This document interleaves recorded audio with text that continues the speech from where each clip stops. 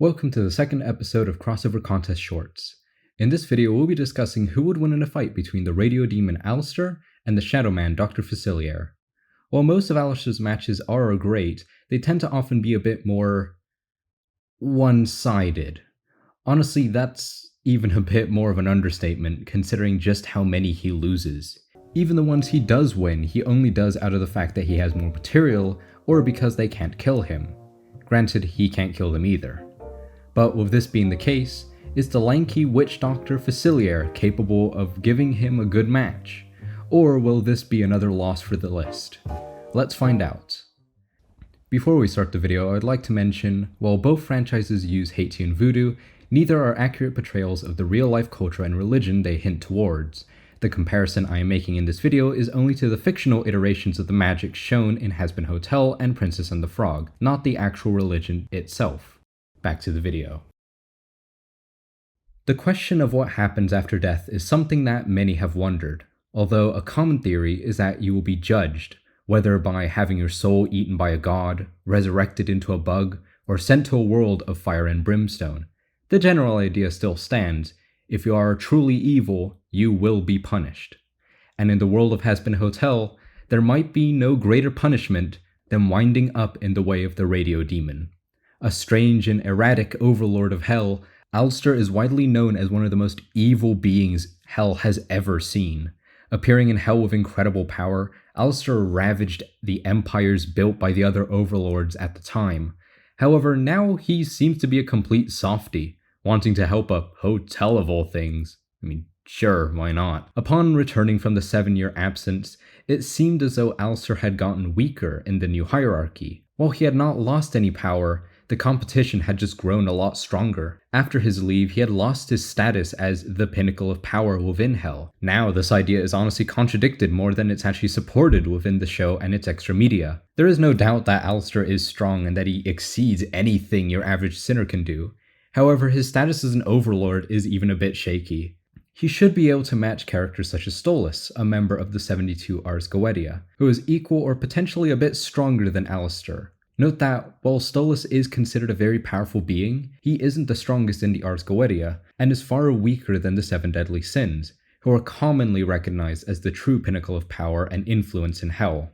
Even among his fellow overlords, he isn't the most powerful, being stated to be not that strong in comparison to the other members. He is only considered an overlord by technicality, and with the title of being an overlord being something that can only be taken by taking the power of another member, he wouldn't necessarily need to be all that strong in order to gain such a title. Likely this title was given to him after taking control of Husk's soul, who was a fellow overlord in the past. While among the sinners he is feared far more than his other overlords, this is primarily due to his sporadic and insanely cruel personality, not necessarily due to his overwhelming power, but rather his looming, undying presence as a chaotic force within Hell. This facade eventually catches up with Alastor, as we see in his fight against Adam.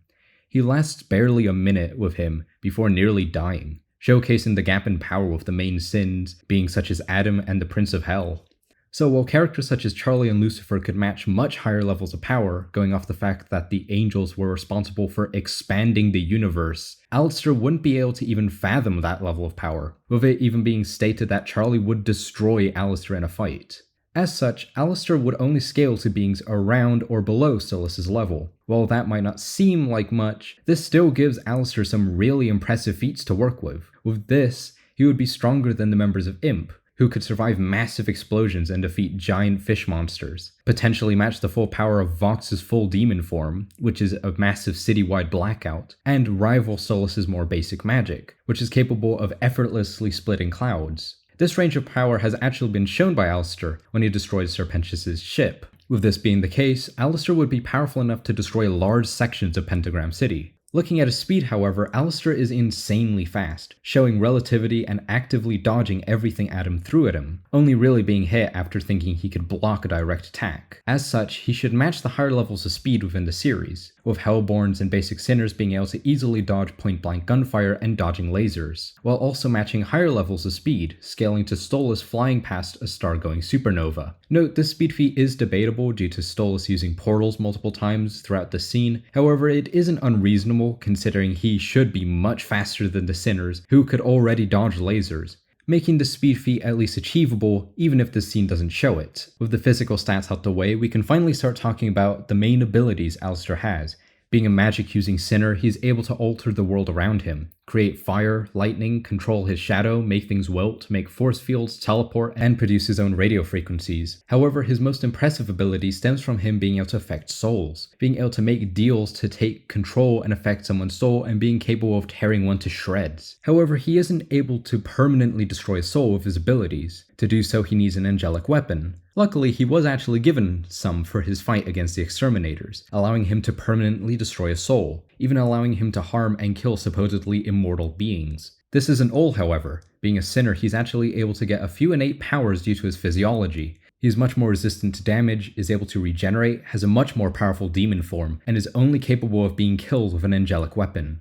Kind of odd to be carrying around the one item that's capable of killing you. With this being the case, any kind of damage that doesn't erase his soul permanently won't put him down for good. So while Alastor may not be the very pinnacle of power within the Seven Circles anymore, Hell has never seen a more evil being. With his strange origins and unknown goals, if you ever come face to face with the Overlord himself, the only advice I can give you is run.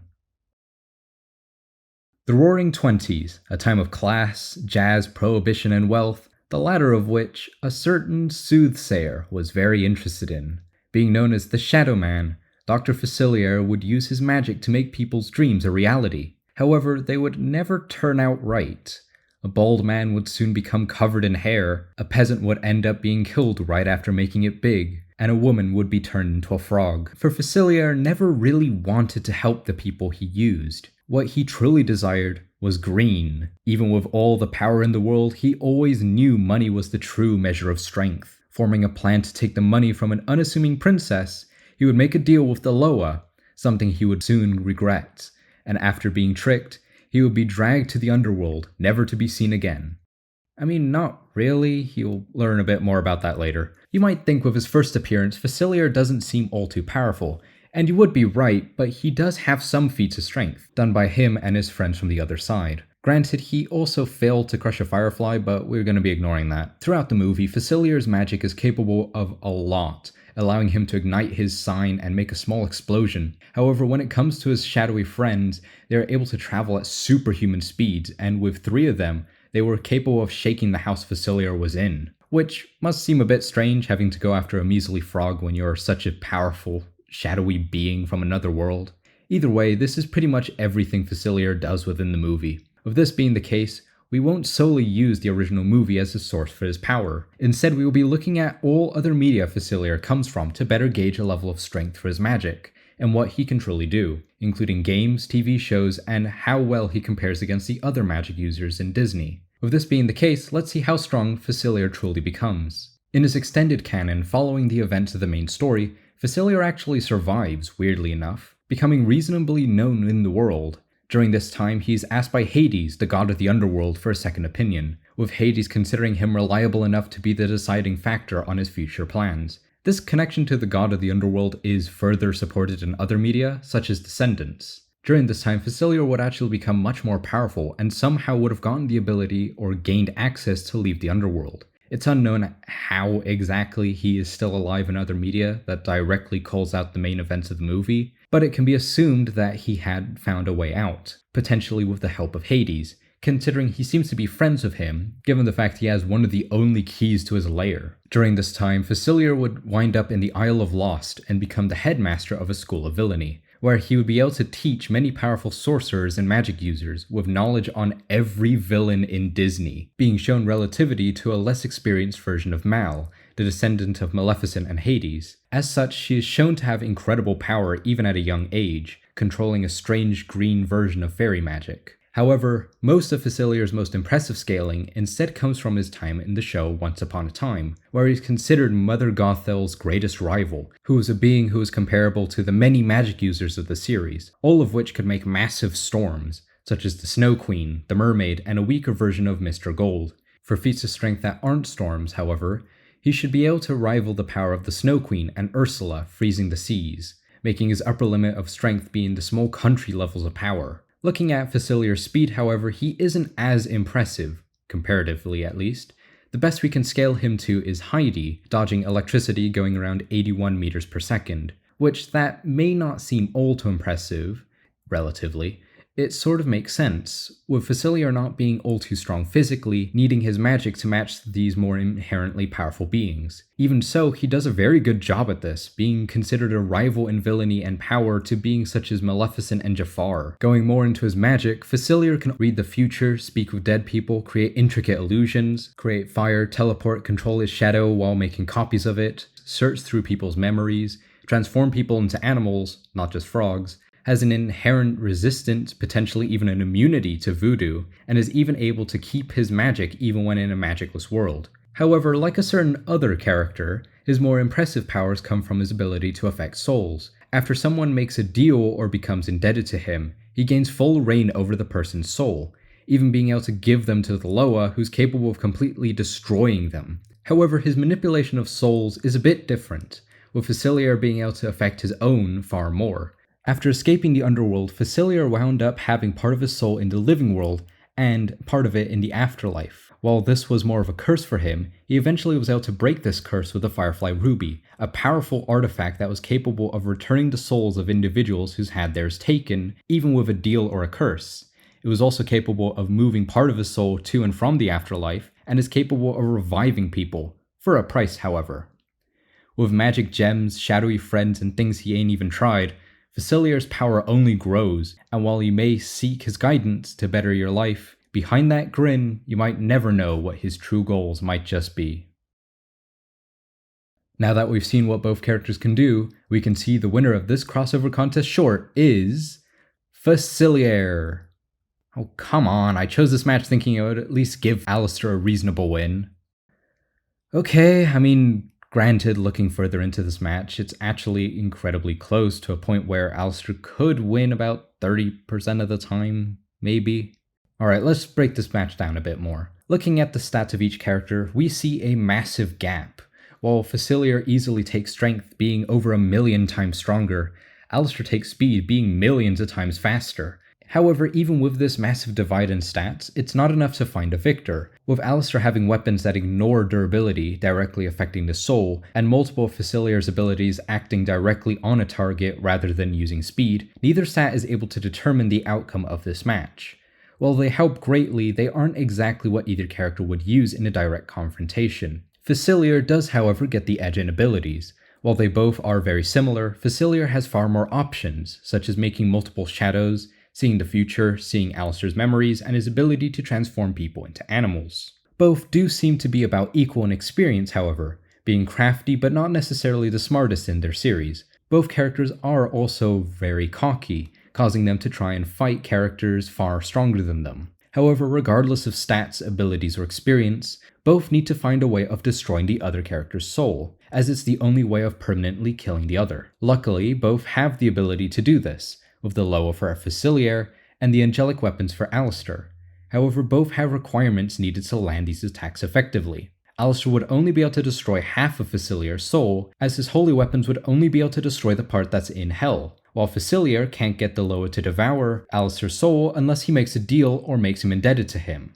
With this, both combatants need to find a way around these requirements to permanently kill the other. While Alastor doesn't have the power to leave Hell to destroy the other half of his soul, Facilier has multiple ways of gaining control over Alastor's soul. The first option is for him to look through Alastor's memories, learning his desire to get out of the deal he had made in the past, being the main driving force of his character in the series. Using the Firefly Ruby, Facilier will be able to break his deal, freeing him, however in the process giving Facilier control over his soul. Another option would be to use the same Firefly Ruby to revive Alastor instead. In doing so, this would also cause him to gain control over his soul, as the cost of bringing someone back to life is to have the other in their debt. Although this second option is risky, mainly due to the fact he would be bringing Alastor to the living world, where Facilier would basically be allowing Alastor to use an angelic weapon to kill the other half of his soul. But with the ability to see the future, coupled with his potential immunity to the same kind of voodoo magic Alastor has, Facilier is far more likely to close out a win,